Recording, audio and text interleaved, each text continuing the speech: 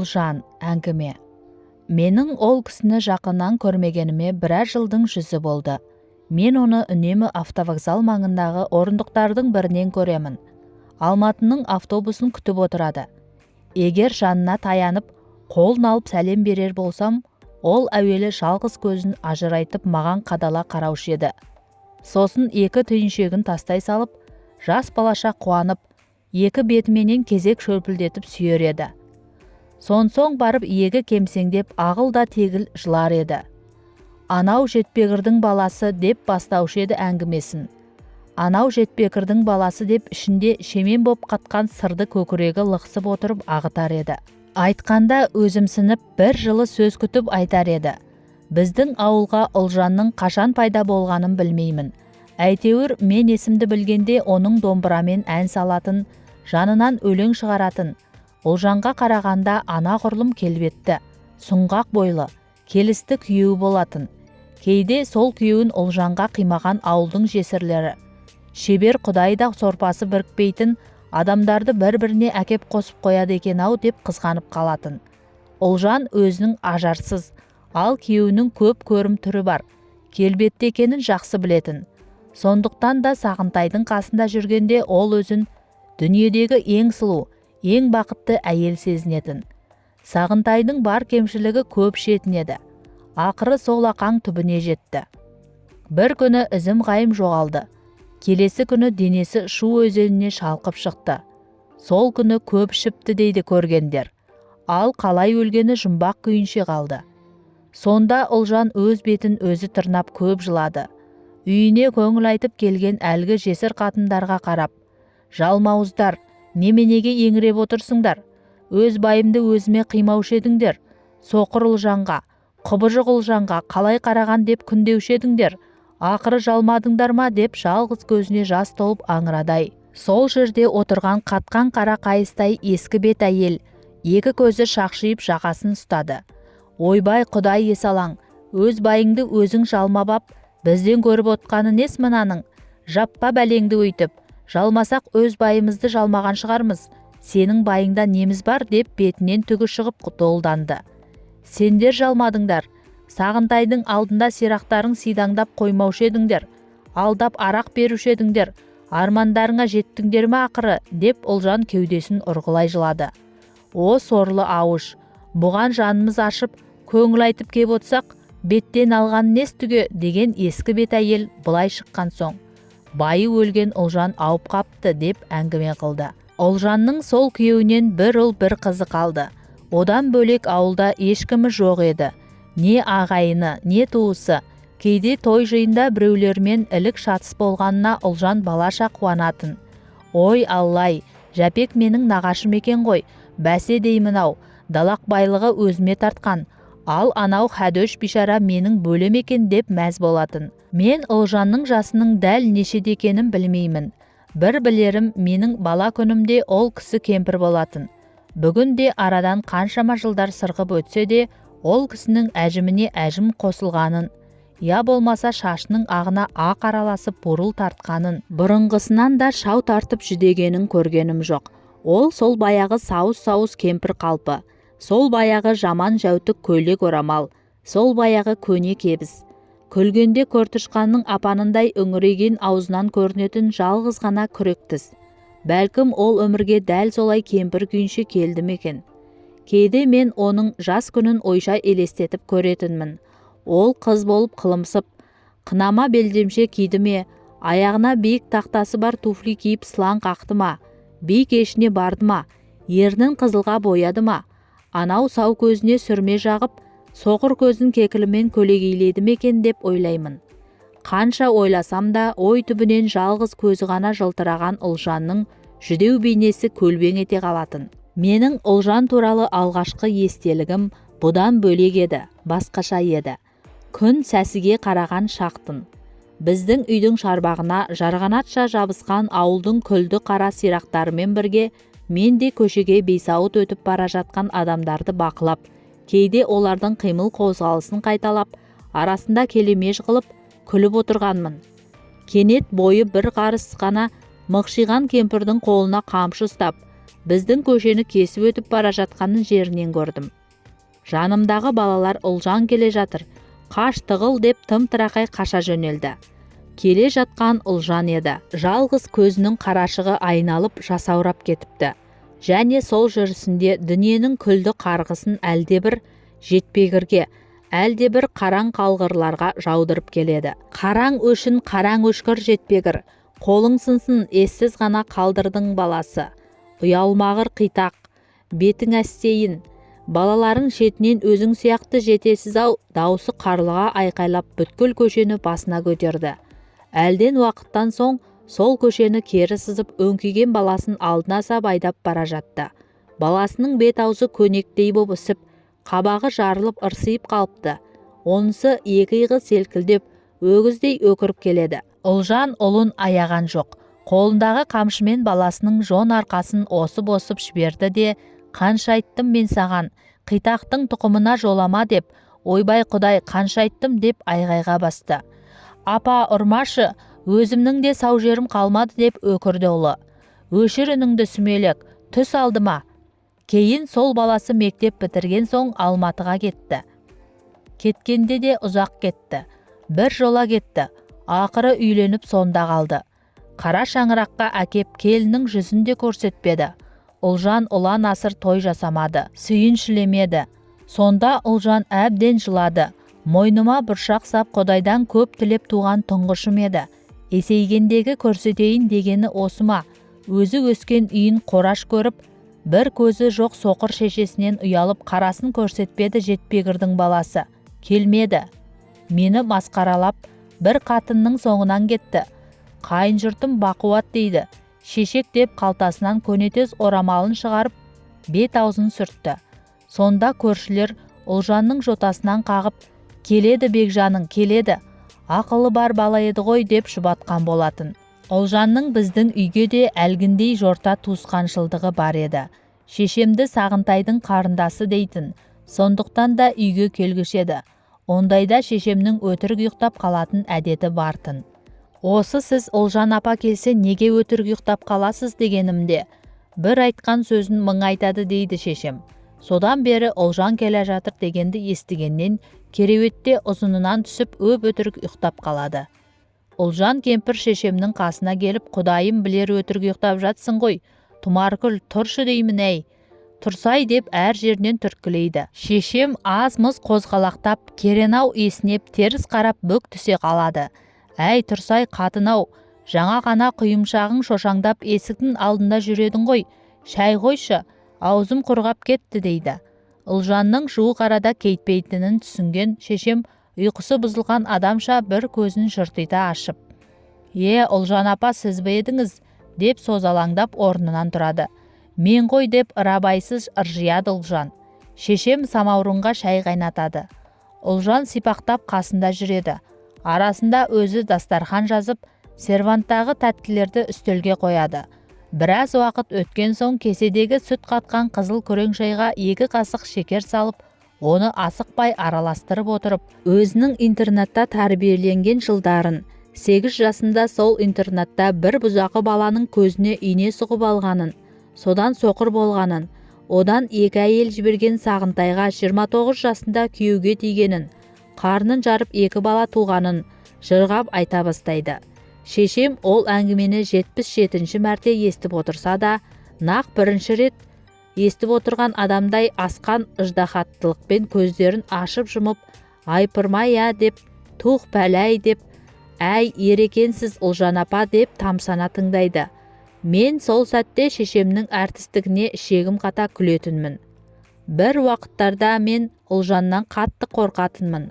Ол кезде Сағынтай да тірі еді. Қас қарая біздің көшенің балалар Ұлжан мен Сағынтай туралы небір қорқынышты әңгімелерді айтқанды жақсы көретін. Ондайда ұзын сирақ Ашоқтың көздері жайнап кететін. Ұлжан кемпір перден туған екен. Былтыр қыста қайтыс болған гараж жақта тұрған орыс бар емес пе? Содан дейміз бәріміз Ашоқтың аузына қарап. Сол орыс жеті қараңғыда Ұлжанды көріп жүрегі жарылып өліп кетіпті дейді. Түнде Ұлжанның жалғыз сау көзі оттай лаулап жанады екен. Тістері ақсиып, Тырнақтары жезтырнақтың тырнақтарындай ұзарып кетеді екен дейді. Осы тұста нанды бұралқақтатып отырған Аян ашоқтан асып түсем дегендей, Ұлжан дию екен дейді. Түн болса мысық сияқты мияулап сөйлейді екен. Сағынтай екеуі мысық аулап жейді екен дейді. Кейде Ұлжаннан ауылдың балалары түгілі үлкендері де қорқатын. Оған әсте Ұлжанның бір көзі жоқ соқырлығы немесе адамға тосыннан қарап, жұмбақта үрейлі жымиятындығы да емес. Әңгіме тіптен әріде жатыр еді. Ол әңгіме де кейде ауыл балаларының әңгімесіне көп ұқсаушы еді. Ол кез Нұрлаштың әйелі, күмістің үшінші сәбиіне жүкті кез еді. Бүлдіршіндей екі қыз тапқан соң үшіншісі ұл дегенде күміс қатты қуанды. Нұрлаш та қуаныштан төрттағандап жатып 4 күн ішкен. 5-ші күні барып есін жиып, сақал шашын күзеп, вахтадағы жұмысына кеткен.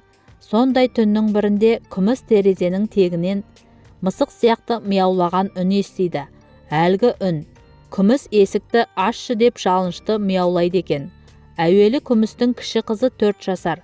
Айша шошып оянып шар етіп жылап, анасының қойнына тығылды. Мама, қойқам дейді. Анда мышық сөйлеп жатыр дейді. Кенет әлгі мысықтың даусы зорайып, күміс есікті ашшы деп сыртқы есік жақтан естілді. Күміс те анау-мұнаудан өздігінен секем ала қоймайтын еркек таққылес әйел еді. Әй, қайсың ай? Бұл 7 түннің ішінде ойнақсап тұрған Нұрлаш жоқ үйде, жұмысқа кеткен. Баланы шошытпай ар ойна деп әдейі даусын зорайтып айғайлайды. Мен ғой көршің дейді әлгі мысық дауыс. Күміс тұрып жарықты жағады. Әй, кім бұл ей дейді тағы. Мен ғой Ұлжан дейді әлгі дауыс. Есікті ашшы, тоңдым дейді. Мойның осылғыр Әлімжан, шешек құдай біледі, сен ғой ойнап тұрған дейді көрші үйдегі қылжақбас қайныс екен деген күміс. Мен Ұлжан дейді әлгі мысық дауыс жердің астынан мияулағандай ішегін тартып. Ұстап алсам тура жерге шеге қып қағып жіберейін, тұра тұр бәлем деген күміс халатын желбегей жамылған қалпы сыртқы есіктің ілгегін босатады. Желмен бірге жылқына ашылған ағаш есіктің ар жағынан қою қараңғылыққа жартылай сіңіп, шаштары жалбыраған жалғыз көзді диюдың тұрпатын көреді. Алла, Аллай, сақтай көр деп шыңғырып жіберген күміс тұла бойын тер жуып жерге сұлап түседі.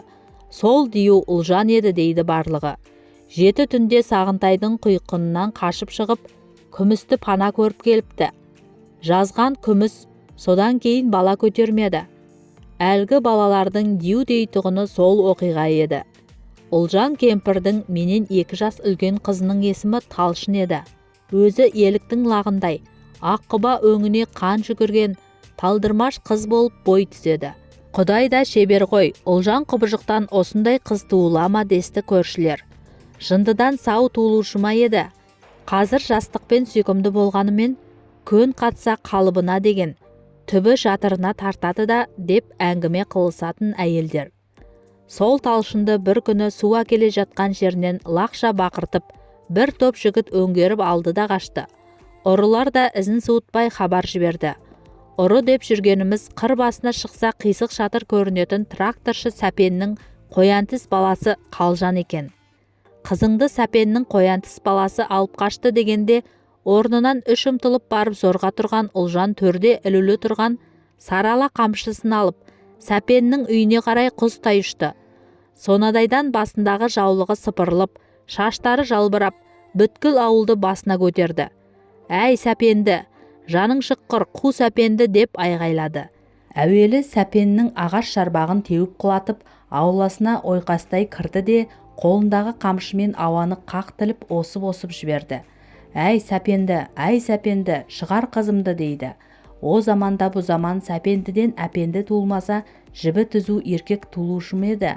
Нағып отырсың анда, мұздаған боқ құсап. Бүлдіршіндей қызынды сенің көк соққаныңа беріп қойып қарап отырар жайым жоқ, шығар ойбай деп, даусы шаңқ етіп жаман шығады. Сәпен тапшанның үстінде терсіңді тақиясының кірін тырнап төмен қарап отыр екен. Әу Ұлжан-ау, несіне ашуланасың, айып бізден, бір ашуыңды бер. Қызың жақсы болған соң ұрладық, жаман болса қасынан қия басамыз ба тәйірі дейді. Сақалы тұқшиып төмен қараған қалпы. Далбасалама дейді Ұлжан. Ұрладық дейді ғой беті бүлк етпей. Қорамнан қозырлағандай не көкіп тұрсың өзің? Қызымды сенің әпендің үшін туғам жоқ. Көтіне қарамай көженің ыстығын-ай депті. Сенің қояндысыңе де көрікті қыз керек боп қалып па? Қарашей бұларды, әлде сендер де басынуға жарап қалып бедіңдер. Қызымның ағасы қаңғып кеткен, шешесі мына тұрған жерге жете алмайтын шораяқ деп бедіңдер. Сағынтай бишара тірі болғанда қызымның маңдайынан да шертпеуші едіңдер. Әкесі жоқ, сұрау жоқ деп қу көздеріңнің соңын қадаған екесіңдер ғой, деп сөзінің соңын жұтып қыстығып барып тоқтады. Сонда Сәпен желкесінен қасып: Ұлжан, балдыз-ау, қызың толқысып бой жетіп отыр екен. Ертең менің балам емес басқа біреу алып қашса да осылай ішің ашитын еді. Қайта бөтенге кеткенше деп өзіміз болып ертерек қам жасап дегендей, оның үстіне екі бала сөз байласыпты дей беріп еді. Ұлжанның талағы тарс айырылды. Әй, Сәпенді не көйтіп тұрсың өзің? Танауың көтеріліп қалыпты ғой, а? Баяғыда биттеп құрттап жатушы едің, маңдайыңа көк трактор бітіп, битің төгілейін деді ма? Талшынның Ұлжаннан туылғаны рас болса, сенің қоянтысыңе берген уәдесі жоқ. Мына қамшымен қақ маңдайынан осып жібермей тұрғанда шығар қызымды, дейді Сәпенге тап-тап беріп. Осы кезде бағаналы бері аңырая қалған сол үйге қарасты қатын-қалаш кемпір сампырымен қоса ұлардай шулап Ұлжанға қарай лап қойысады. Арадан 2 сағат өткен соң ауылдың ақсақалдары мен көксақалдары жиылып, Ұлжанды сабырға шақырып бата сұрайды. Ауыл ақсақалдарының қандай сиқыры барын Ұлжан демде жуасып, сау көзіне келген жасты тарамыс саусақтарымен сылып тастады да, мұрнын бір тартып деп терең дем алды. Сосын барып, қыз бишара мүсәпір екен-ау, қыз мұраты кету екен-ау. Ауылда не көп қағылып соғылып жүрген қыз көп. Сол көп қыздың ішінен бүгін қызым Талшын өз теңін тапқан екен, қайтейін. Іші бауырым уылжып отыр, дейді. Орамалмен бетін сүртіп. Талшын шешесіне жалт бұрылып, өз құлағына өзі сенбей көзінің қарашығы үлкейіп бақырайды да қалды. Ұлжан сөзін ары жалғады. Сәпенді маған бөтен емес, бір кездері жездемеді. Марқұм Күләш әпкемнің көзі тірісінде талай жақсылығын көріп ем. Қызау дейтін. Қызау екеуміз бір елденбіз ғой, білесің ба дейтін. Мені ерекше іш тартып жақсы көруші еді жарықтық. Нан сұрасам сындырмай бүтін беретін. Су сұрасам сүт беретін. Сол Күләш әпкемнен туған бала болса, жаман болушы еді тәйірі. Қызымды жылатпайды деп ойлаймын, деп толғанды Ұлжан. Сонда Талшын тұңғыш рет шешесіне бақшия қарап: Мама, мұның не? Қалжанға берген сөзім жоқ. Менің өз сүйгенім бар. Бұлар мені еріксіз алып қашты, деп жерге сұлқ отыра қап. Ұлжанның аяғына құлап, ағыл да тегіл жыладай. Сонда Ұлжан қызына ақырғы рет мойнын бұрып: Мені қарабет қылмай осында қал. Өлмейсің, бір ауылдың ішіндеміз. Бөтен ел емес. Көзің бақшиып қайтып келуші болма, деп тастап жүре берді. Ойпыр-ой, дәті берік екен Ұлжанның. Қызы жылап еңірегенде де жүрегі жібіп, бір мәу демеді-ау, десті кемпірлер. Алысқа көз сатқанша қыр басына шығып жақыннан қарап жүрейін дегені де байғұстың, деп бір кемпір жаулығының ұшымен жасын сыртты. Содан бері 2 жаз 2 қыс өтеді. Талшын Сәпенге келін, қалжанға жар болмады. Сол түні-ақ көрші ауылдағы сөз байласқан адабына хабар жіберіп, қалжанның айран асырын шығарып қашып кетеді. Мұны естіген Ұлжан ауырып жатып қалды. Көршілер жиылып: Өз қолыңды өзің кесесің бе? Қызың жақсы жерге барыпты. Қуан, алдында мыңғырған малы бар көрінеді. Барған жері бақуат екен, дейді. Сол сөз ес болды ма, Ұлжан қызын үйіне шақырып бата береді. Күйеу баласы да аңқылдаған ақ жүрек адам екен. Апа, дейді, бізбен жүр, дейді. Сен мұнда жалғыз отырғанда біз қалай тыныш өмір сүреміз, дейді. Талшында: Мама, өзіңнен басқа кімім бар? Менің қолыма кел, дейді. Қалқайып қасымда отыр, дейді. Күйеуім жақсы адам, өз шешемнен кем көрмеймін деп отыр, деп жылағандай болды. Сонда Ұлжан: Ұлым тұрып қыздың қолына кіріп алсам, мына жұрт артын ашып күлмей ме? Ойбу, Ұлжан бишара қызының қолына қарап қапты, деп табаламай ма? Өлсем де Бекжанымның табалдырғына барып өлем, деп 2 түйіншегіне бір киер көйлек орамалын салды да Алматыға қарай тартып отырды. Сол кеткеннен араға 2 жыл салып Ұлжан көктем шыға жалғыз қабат сыз үйіне қайта оралады. Ұлжан келді дегеннен Талшын артынып-тартынып жасқа толған тұңғышын құшақтай келді. Шеше мен қыз мауқы басылғанша көп сырласты. Арасында бір-бірін құшақтап, солығы басылмай көп жыласты. Ұлжан Бекжанның әйелі жайлы сөйлегенде, бір қарасаң басы қақшаңдап сымпиып жүреді.